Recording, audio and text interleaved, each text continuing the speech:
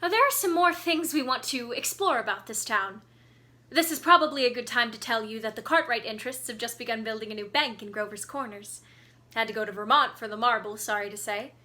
And they've asked a friend of mine what they should put in the cornerstone for people to dig up some 1,000 years from now. Now, they've put in a copy of the New York Times and a copy of Mr. Webb's Sentinel.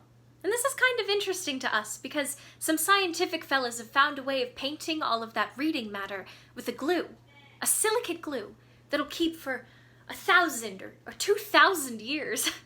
Now, they've put in a copy of the Bible and a copy of the Constitution of the United States and a copy of Mr. William Shakespeare's plays.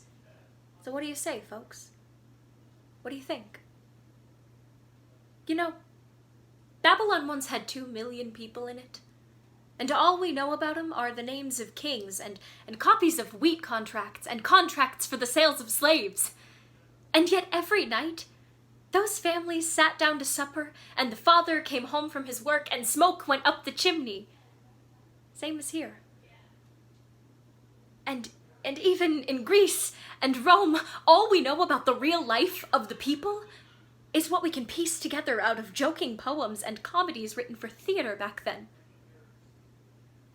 So, I'm going to have a copy of this play put in the cornerstone.